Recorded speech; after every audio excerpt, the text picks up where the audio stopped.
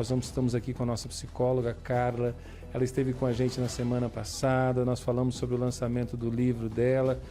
Convidei porque a gente precisava falar do Setembro Amarelo e desse assunto que às vezes é um tabu, muitas vezes, mas é preciso falar, né? E nós aprendemos na faculdade que existem formas de se falar sobre essa questão do suicídio. Aumentar a velocidade para você ouvir mais rápido, porque você está sem tempo de ouvir a pessoa falando no tempo 1, você precisa do tempo 2, 3 e olha lá, quase você não entende a pessoa. Carla, bom dia, seja bem-vinda mais uma vez.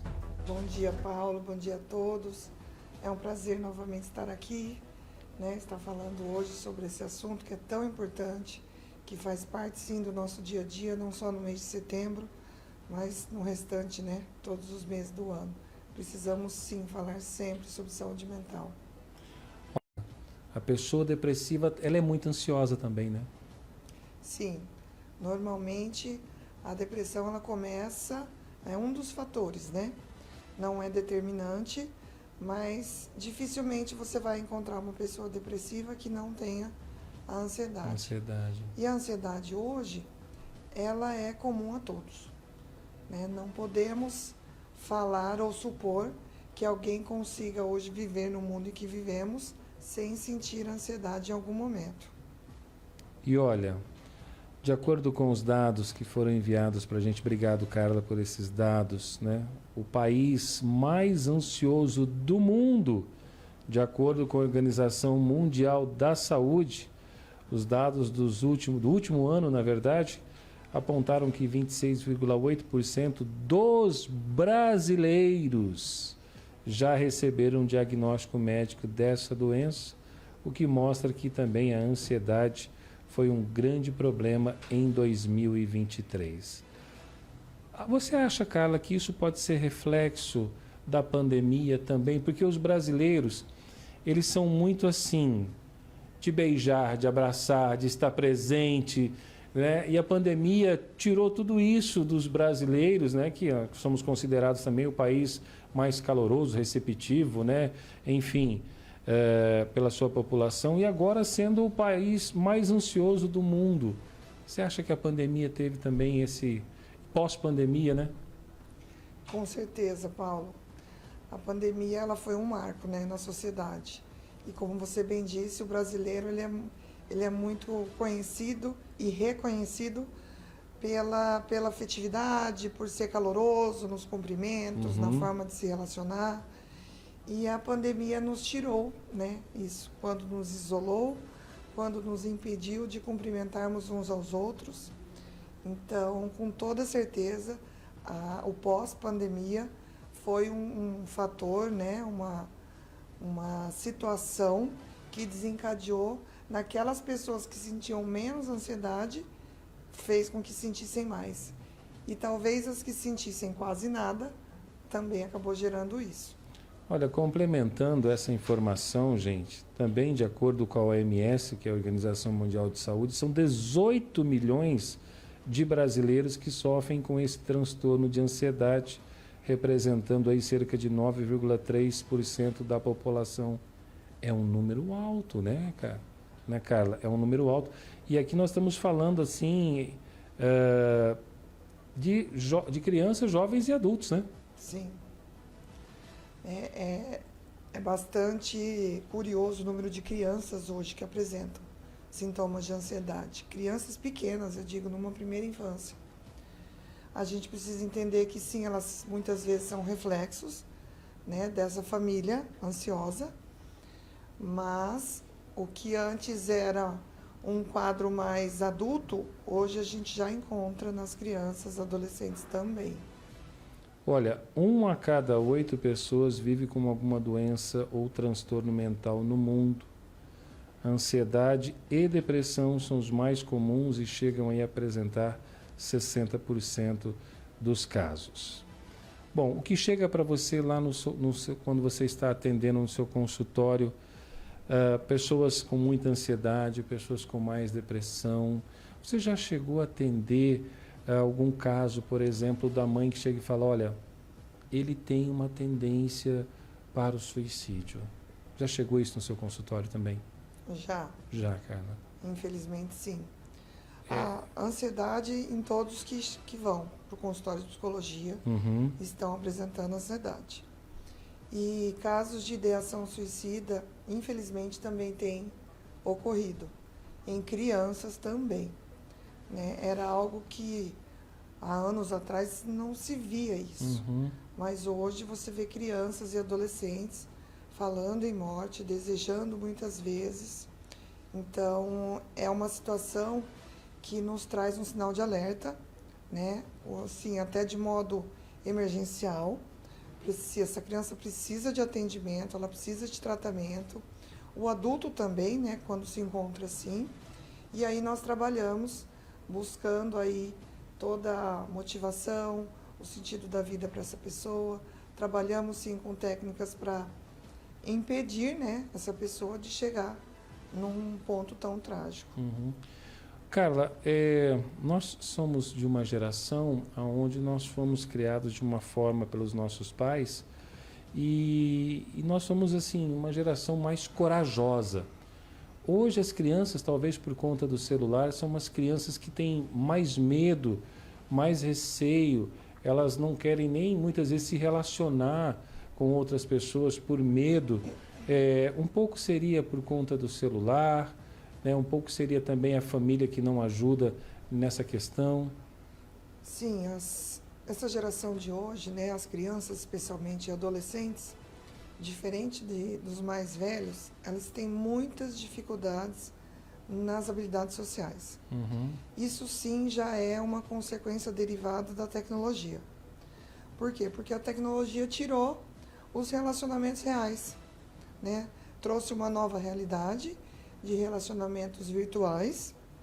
E nesses relacionamentos virtuais, quando eu fico atrás de uma tela, eu não preciso tocar, eu não preciso olhar no olho da pessoa. Então, gera uma série de dificuldades, né, nas habilidades sociais dessas crianças. Eles têm realmente medo de se relacionarem, de falar em público, de falar com pessoas estranhas. Então, é uma consequência. Olha só, Carmen, bom dia. Perdão, Carla, meu nome é Carmen, bom dia. Tenho 2 filhas, uma de 6 e uma de 8 anos. Após os eventos que aconteceram nas escolas, minhas filhas sentiram muito medo, até hoje sentem medo de estar na escola. Elas estão vendo muita coisa nos celulares. Parabéns pela entrevista. Bom, obrigado, Carmen, pela sua participação aqui pela nossa rede social. São 2 filhas, né, menores, pequenas, estão estudando. Olha, agora você vê. Isso praticamente aconteceu no ano passado, no ano retrasado, e as meninas até hoje sentem medo. Só que pelo visto aqui, cada uma tem um celular, né? É bem possível. E assim, esse medo vem, né, através das informações, né? Você acha que uma criança com 6 anos já é apta a ter um celular para, de repente, já ver notícias? A Organização Mundial de Saúde recomenda, né, que a criança abaixo de 10 anos não tenha, né, nada que dê a ela o acesso a essas informações. E aí nós, enquanto pais, a gente sabe que na realidade, na prática, isso acaba acontecendo antes, porque hoje as próprias escolas trazem demandas, né, através de um tablet, de um computador, de um celular. As crianças querem participar dos grupos das escolas. Então, por uma série de fatores, essa criança acaba tendo acesso antes. E aí, não tem acesso somente àquilo que é bom. Acaba tendo acesso também às informações que ocorrem no mundo. E o que ocorre no mundo, nem sempre para nós que somos adultos, já é difícil de lidar. Sim. Imagine para uma criança para enfrentar esse tipo de realidade. Então, no ano passado, tivemos episódios de ataque às escolas, né, de fatos assustadores mesmo. Os próprios pais também ficaram com medo. E aí tivemos que expor, no sentido de falar sobre um assunto tão delicado que acaba acarretando medo para nós, pais, para as crianças também. Você tem filhos também, você passou por isso, filhos, né? Passei da mesma forma. A gente leva o filho para a escola desejando e entendendo que o filho vai estar em segurança. Uhum. Quando isso se torna uma ameaça, qualquer pai ou mãe vai ficar inseguro, né? Sim. Bom, vamos falar mais um pouquinho aqui da depressão e ansiedade. Olha, a depressão é a principal causa de incapacidade em todo o mundo e contribui de forma importante para a carga global de doenças. São 300 milhões de pessoas de todas as idades em todo o mundo com esse transtorno.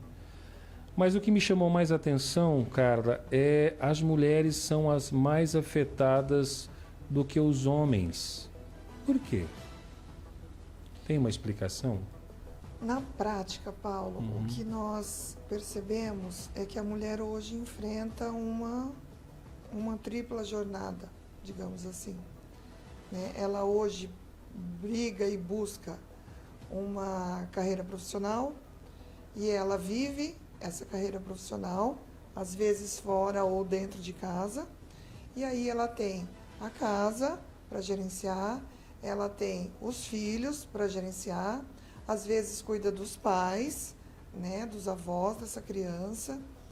Então, a mulher hoje, ela é multitarefada, né? É muitas funções, tanto que no público feminino, uma das medidas de manutenção de saúde mental, nós trabalhamos essa exaustão feminina, exaustão materna. Hoje se fala muito nisso. Exaustão materna. Sim. Uhum. Porque a maternidade ela é muito desejada pela mulher, ela é muito... E quando isso ocorre, vem uma demanda imensa para essa mulher administrar. E aí não é incomum as mulheres entrarem ou chegarem num quadro de depressão por conta dessa alta demanda de funções. Bom, Carla, para que os pais... Olha, a gente já está na nossa audiência aqui, já tá, onde é que eu encontro essa psicóloga? Já a gente vai passar o endereço para vocês, pessoal. Mas, Carla, nesse setembro amarelo, graças a Deus, por enquanto ainda esse mês, a gente não teve nenhuma notícia e nós não temos, assim, através das agências, nenhuma notícia ainda esse mês de setembro relacionadas a essa questão do suicídio. Isso é muito bom, é um sinal positivo. Você acha que as pessoas estão se conscientizando um pouco mais? É um mês de se falar disso, né? Mas você acha que as pessoas precisam ainda mais puxar a orelha das famílias para que elas prestem um pouco mais de atenção, principalmente nos jovens, né? E naqueles adultos que muitas vezes apresentam, né, aqueles sinais, se distanciam da família, começam a falar menos em casa, perdem aquele brilho que tinham, enfim. Ali tem alguma coisa, né, Carla? Sim.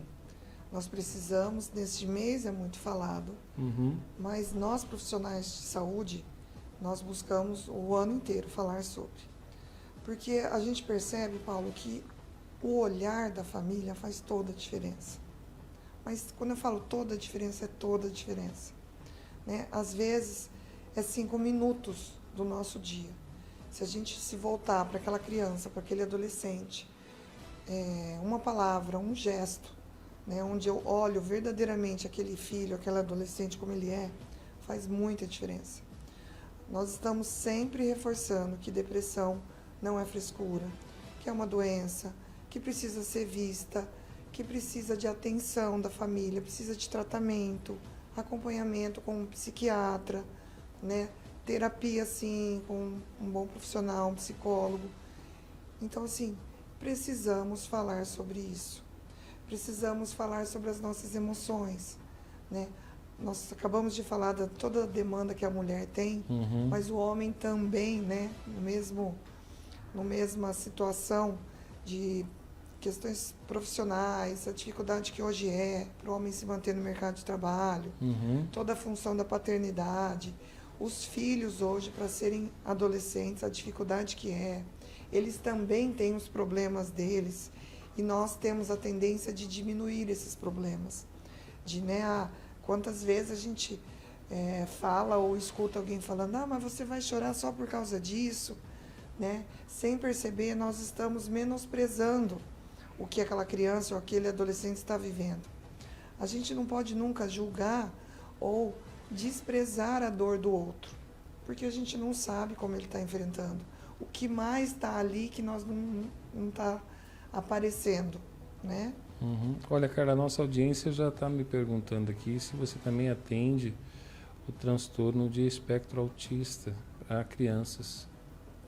Não, o autista Não, né? especificamente não, porque eu entendo que é um público que precisa de uma formação específica. Tá.